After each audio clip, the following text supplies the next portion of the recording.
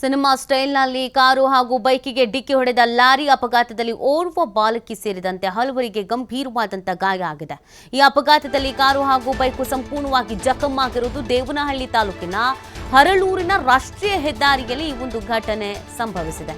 ಗಾಯಾಳುಗಳನ್ನು ಸ್ಥಳೀಯ ಆಸ್ಪತ್ರೆಗೆ ರವಾನೆ ಮಾಡಲಾಗಿದೆ. ಅಪಘಾತ ಮಾಡಿದ ಬಳಿಕ ನಿಲ್ಲಿಸದೆ ಹೋಗಿದ್ದಂತ ಲಾರಿ ಚಾಲಕ ವಿಶ್ವನಾಥಪುರ ಪೊಲೀಸರ ಕಾರ್ಯಾಚರಣೆಯಿಂದ ಲಾರಿಯನ್ನ ವಶಕ್ಕೆ ಪಡೆದುಕೊಳ್ಳಲಾಗಿದೆ.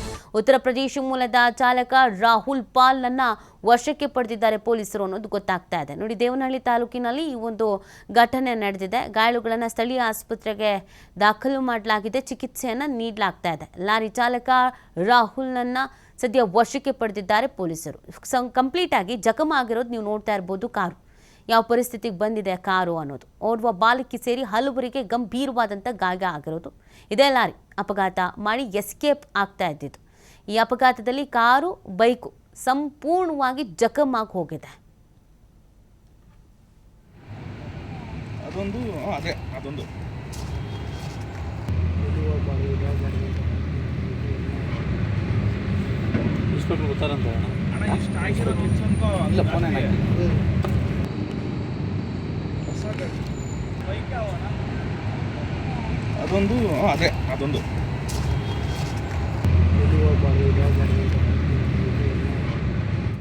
ನಾನು ರಾತ್ರಿ ಸುಮಾರು ಹೊಸಕೋಟೆಯಿಂದ ಬರ್ತಾ ಇದ್ದೆ.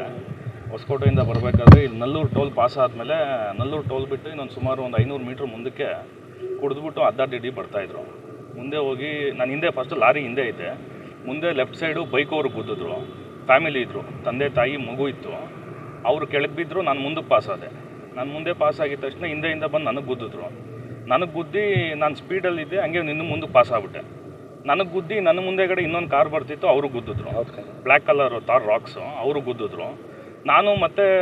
ನಾನು ಓಡಿಸ್ತಾ ಇದ್ದೆ, ನನ್ನ ಕಾರ್ಗೇನು ಅಷ್ಟೊಂದು ಡ್ಯಾಮೇಜ್ ಏನಾಗಿಲ್ಲ. ಮುಂದಕ್ಕೆ ಪಾಸಾಗಿ ಬಂದು ಚಂದ್ರಾಯಪಟ್ಟಣ ಇದು ಚಪ್ರಕಲ್ಲು ಬಿಟ್ಟು ಇನ್ನು ಸ್ವಲ್ಪ ಮುಂದಕ್ಕೆ ಬಂದು ನೋಡಿದೆ. ಅದೇ ಲಾರಿನ ಚೇಸ್ ಮಾಡ್ಕೊಂಬಂದೆ. ಚೇಸ್ ಮಾಡ್ಕೊಂಬಂದು ನೋಡಿದ್ರೆ ಇಲ್ಲಿ ತುಂಬ ಆಗಿತ್ತು. ಒಂದು ಟ್ರ್ಯಾಕ್ಟರ್ ಗುದ್ದಿದ್ರು, ಒಂದು ವರ್ಣ ಕಾರು ಗುದ್ದಿದ್ರು, ಮತ್ತು ಒಂದು ಬೈಕ್.